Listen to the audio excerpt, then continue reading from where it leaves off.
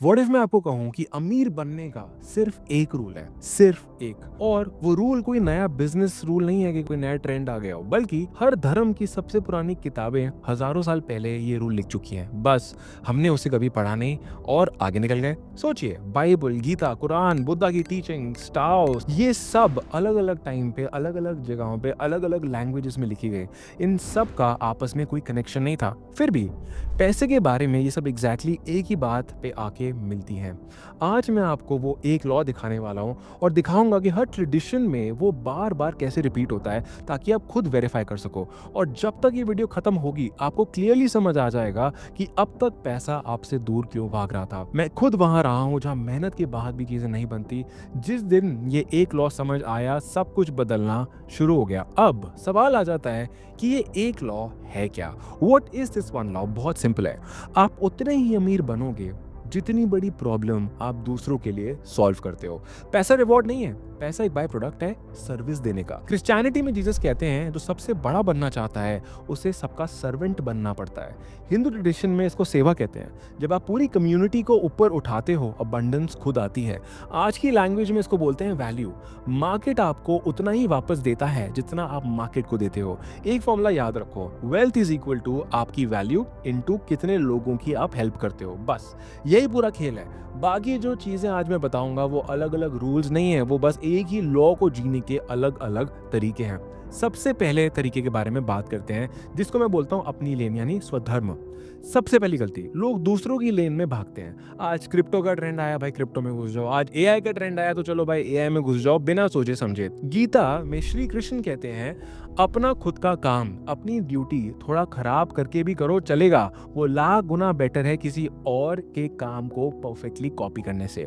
आपके पास एक लेन है जहां पे आप एफर्टलेसली वैल्यू क्रिएट कर सकते हो, वो ढूंढो। ट्रेंड्स के पीछे मत भागो, क्योंकि सर्विस तभी पावरफुल होती है जब वो ऑथेंटिकली दी जाए। लेकिन सिर्फ लेन मिल जाना काफी नहीं होता, उस लेन में आपको एक और चीज करनी पड़ती है, जो कि आ जाती है नेक्स्ट चीज, विच इज एक स्किल को मास्टर करना। मास्टर बनना पड़ता है भाई चीज में, एक स्किल का। जैक ऑफ ऑल ट्रेड्स बनना बंद करो। प्रोवर्ब चैप्टर 22 वर्स 29 में लिखा है, जो इंसान अपने काम में स्किल्ड है वो राजाओं के सामने खड़ा होता है, ऑर्डिनरी लोगों के सामने नहीं। जितना डीप आप एक स्किल में जाओगे, उतना ज्यादा वैल्यू आप क्रिएट कर पाओगे, उतने ज्यादा लोगों तक आप पहुंच पाओगे, उतने लोग आपके पास अपने आप आएंगे आपके साथ काम करने के लिए, आपको पैसा देने के लिए। मास्टरी ही आपके लिए लेवरेज क्रिएट करेगी, ठीक है। अब जैसे काफी लोग, मतलब 10 चीजें करने का ट्राई मत करो भाई, किसी एक चीज में स्पेशलिस्ट बनो, किसी एक डायरेक्शन में ग्रो करो, अपने करियर में, बिजनेस में, जॉब में, जो भी आपको करना है, राइट। अब मान लो आप वैल्यू क्रिएट तो करने लग गए, पैसा आने लग गया, लेकिन यहाँ पे ना लोग एक बहुत बड़ी गलती कर देते हैं, और वही इस लॉ को जीने का तीसरा तरीका है। कैपिटल को स्टोर और डिप्लॉय करो। आपको कैपिटल को बस अपने सेविंग अकाउंट में नहीं रखना है, उसको आपको सेव करना तो है ही, लेकिन डिप्लॉय करना शुरू करना है। बुद्धा ने एक हाउस होल्डर को बिल्कुल क्लियर फाइनेंशियल एडवाइस दी थी, अपनी इनकम को 4 पार्ट्स में बांटो। एक पार्ट रोजमर्रा के खर्चे, 2 पार्ट्स वापस काम या बिजनेस में इन्वेस्ट, और 1 पार्ट बुरे वक्त के लिए बचा कर रखो। गलती ये नहीं है कि आप कमा नहीं रहे, गलती ये है कि आप सब उड़ा रहे हो। कैश पे बैठना भी गलत है और सब उड़ाना भी गलत है, उसे स्ट्रेटेजिकली डिप्लॉय करना जरूरी है। और ये बचा हुआ कैपिटल आपको एक ऐसी चीज से बचाता है जो 99% लोगों की वेल्थ खा जाती है। वही आ जाता है इस लॉ को जीने का चौथा तरीका, विच इज शो ऑफ करना बंद करना। इसको स्टेल्थ वेल्थ बोलते हैं। कुछ लोग अमीर होने का नाटक करते हैं पर उनके पास कुछ होता नहीं, कुछ पुअर लगते हैं पर वेल्थ रखते हैं। इस्लाम में भी इसे इसराफ यानी फिजूल खर्ची और रिया यानी दिखावा दोनों कंडेम किए जाते हैं।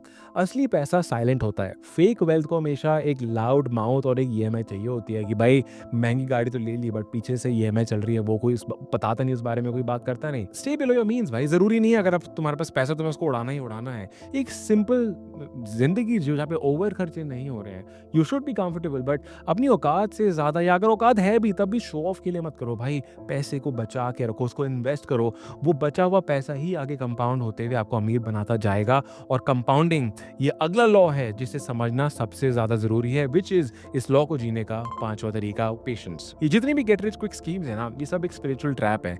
जो वेल्थ जल्दीबाजी में आती है उतनी ही जल्दी चली जाती है, लेकिन जो धीरे धीरे गैदर होता है उसकी वेल्थ कंसिस्टेंटली बढ़ती है।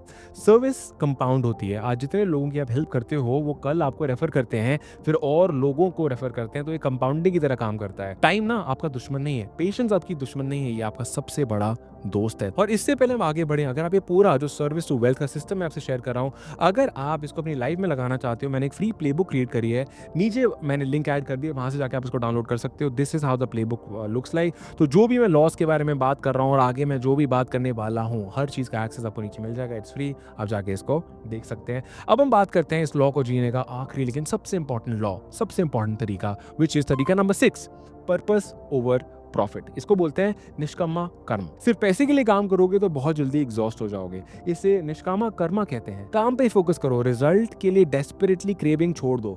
जब काम के पीछे एक रियल मीनिंग होता है ना, किसी की असली प्रॉब्लम सॉल्व करने का इंटेंशन होता है ना, तब एनर्जी खत्म नहीं होती। यही वो फ्यूल होता है जो आपको 10 साल तक, लाइक डेकेड्स तक आपको चलाता रहता है। प्रॉफिट चेजिंग आपको बर्नआउट कर देगा, सर्विस चेजिंग आपको मोमेंटम देता रहता है। देखा आपने, learn, mastery, capital, humility, patience, purpose, ये 6 अलग अलग रूल नहीं है, ये एक ही लॉ को जीने के 6 तरीके हैं।